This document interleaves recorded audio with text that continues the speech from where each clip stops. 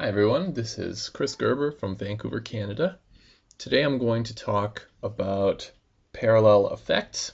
I'm going to demonstrate them in Ableton Live 9, and this relates to the Week 3 course material of the course Introduction to Music Production at Coursera.org. So before I start with the demonstration, I wanted to give a little background about where series and parallel, where those terms come from.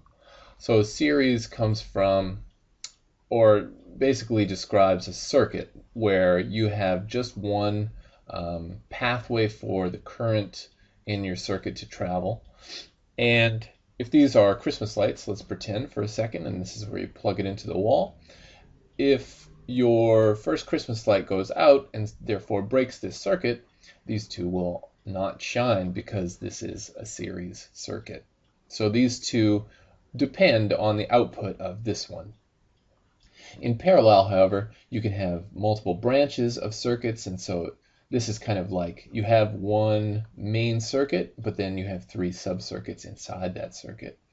And if this Christmas light, for instance, went out, these two Christmas lights would still shine because they don't depend on the output of this Christmas light. So how does this relate to effects? Well, I'll show you. So there's kind of two ways to do parallel effects in Ableton Live 9.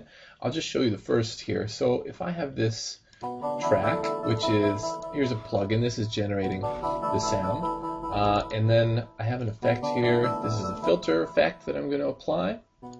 And I have another effect here. This is a reverb effect. So right now these are in series because the output of this goes into the input of this, and the output of this goes into the input of this, and you get one output in the end, and you can't separate out, for instance, the output of this from this effect because these are in series. If I wanted both of the outputs, so one from here and one from here, and then to combine them, in Ableton what I can do is I can select both these inputs and create a group. And then inside that group, I can create a new chain.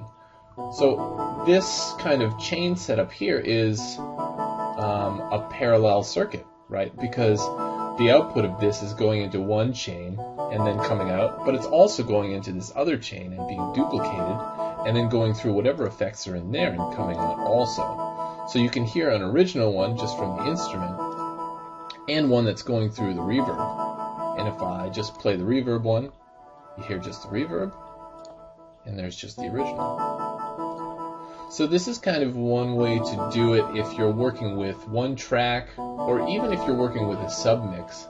I could move this to work on all the rhythm tracks. So if I also engage this track, you can hear that both these tracks will go through both of these effects, and you'll have a parallel effect operating on a submix.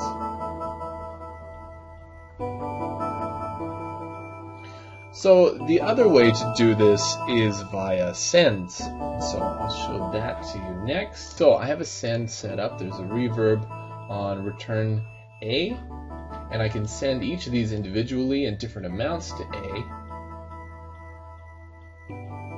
Or I can take the whole submix and send that. So I got some reverb on that one. So that's kind of the other way to do a parallel effect, and this way is probably a little more versatile because you're not stuck with a submix. For instance, if I also wanted to send the drums to this send, I could do that and give them a little reverb. But if I had set up a chain with two parallel effects just on this submix, I would have to duplicate it for the drums. So this way I can send pretty much whatever I want and get some reverb. And that's how you send parallel effects. So thanks for watching, and I wish you a good time to the rest of the course.